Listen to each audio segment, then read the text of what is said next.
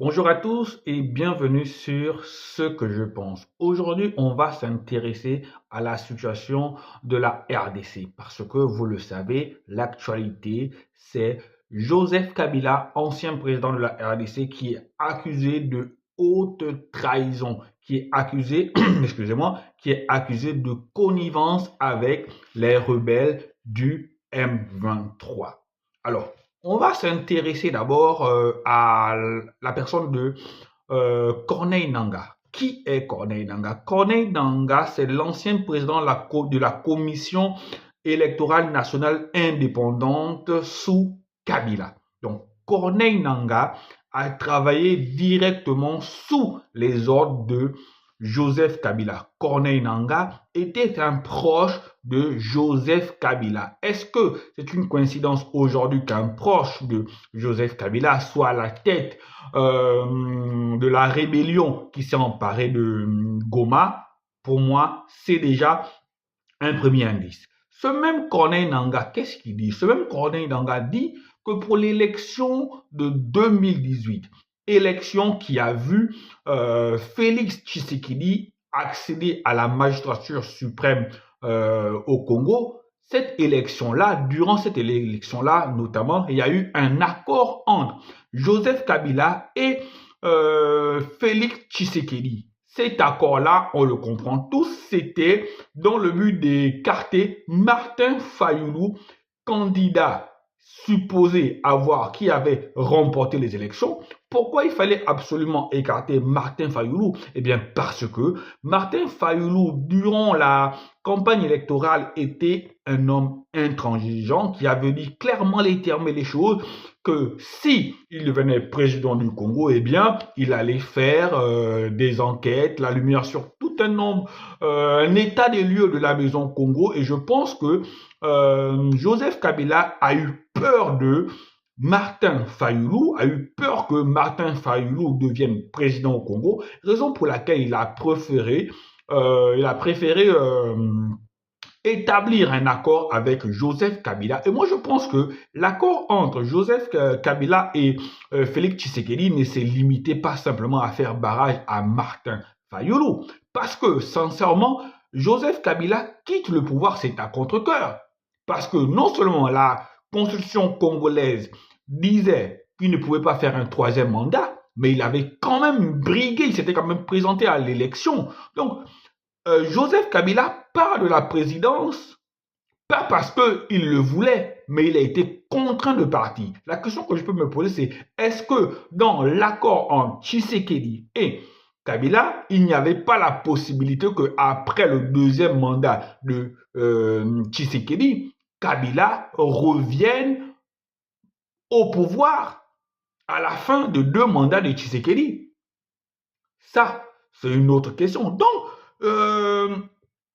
Joseph Corneille Nangaa a dit clairement les termes. Il a dit l'accord entre les deux hommes a été signé en présence de trois chefs d'État.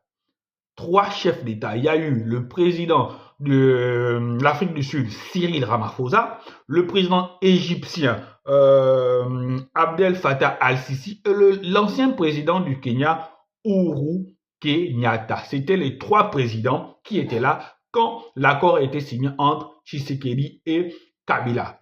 Corneille Nangaa aussi a dit que dans les prochains jours, il rendrait public les termes de l'accord qui, jusqu'à présent, ne nous sont pas connus. Alors, est-ce que Joseph Kabila est un traître à la nation? Est-ce que Joseph Kabila est coupable de haute trahison? Je vais vous poser une simple question. Lorsque vous êtes dans votre maison, vous êtes avec votre femme et vos enfants, et lorsque la maison est attaquée, il y a un intrus ou des intrus qui sont rentrés dans votre maison, et que vous essayez par tous les moyens de les repousser, vous essayez par tous les moyens de vous défendre, et que vous remarquez que dans vos efforts pour repousser l'assaillant, l'intrus, l'agresseur, eh bien, il y a l'un de vos enfants, ou du moins, il y a un occupant de votre maison qui est stoïque. Il y a un des occupants de votre maison qui ne fait aucun effort. Il y a un des occupants de votre maison qui vous regarde impassible, imperturbable. Une autre image, vous êtes dans votre maison, vous êtes en train de dormir et des voleurs s'introduisent nuitamment dans votre maison et dérobent vos biens. Lorsque vous réveillez, vous cherchez avec les membres de votre maison, vous cherchez des voies et moyens pour retrouver les coupables et vous vous rendez compte qu'il y a un individu qui habite avec vous, qui partage son quotidien avec vous et qui ne manifeste aucune empathie ou du moins qui ne se met pas à avoir l'attitude adéquate. C'est un peu ce qui se passe avec peut-être Joseph Kabila.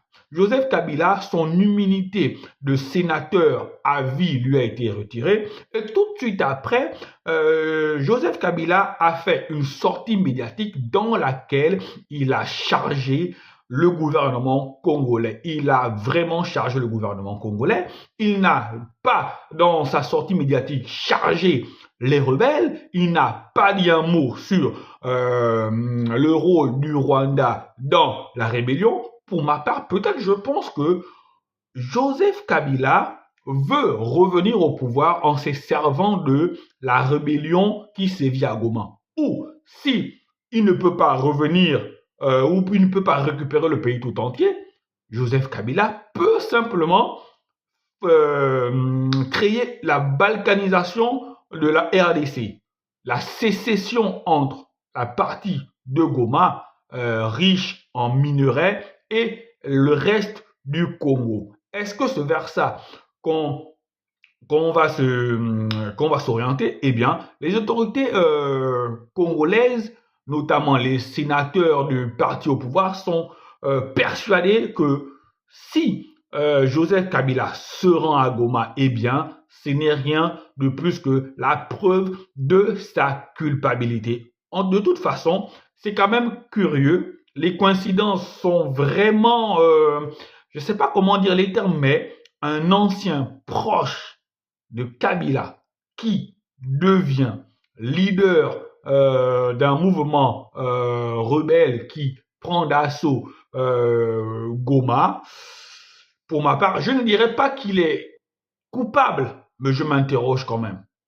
Je m'interroge quand même. Les coïncidences sont tellement frappantes qu'il y a des fortes chances que Joseph Kabila, parce que c'est un personnage, une personne importante, parce que c'est une personne influente, parce que c'est une personne de premier plan dans le jeu politique au Congo. Et je pense bien que si Félix Tshisekedi, en tant que président du Congo, a des soupçons sur la personne de Joseph Kabila, il y a quand même un service de renseignement au Congo, il y a quand même une armée qui fonctionne tant bien que mal, voilà. Donc c'est qu'il y a peut-être des preuves, parce que les gouvernants, les autorités d'un pays ne peuvent pas accuser un individu simplement parce qu'il faut l'accuser. Et l'énergie mise par Joseph Kabila pour essayer de se disculper, pour moi, est une énergie quand même un peu suspecte. Et surtout que sa sortie médiatique, dans sa posture, Kabila adopte la posture d'un chef d'État. Quand j'entends son discours et quand je le vois parler, j'ai tout de suite l'image dans ma tête d'une personne qui a simplement confié le pays à un gardien et qu'au moment opportun, il avait l'ambition de récupérer le bien qu'il avait légué par défaut. En tout cas, c'est mon ressenti vis-à-vis de la sortie médiatique de Joseph Kabila. Alors vous, quel est votre ressenti? Est-ce que vous pensez que Joseph Kabila est coupable de haute trahison? Est-ce que vous pensez que Joseph Kabila est de connivence avec Corneille Nangaa ou c'est simplement une cabale lancée contre lui? J'attends vos réactions et vos commentaires pour alimenter le débat. Allez, ciao, ciao.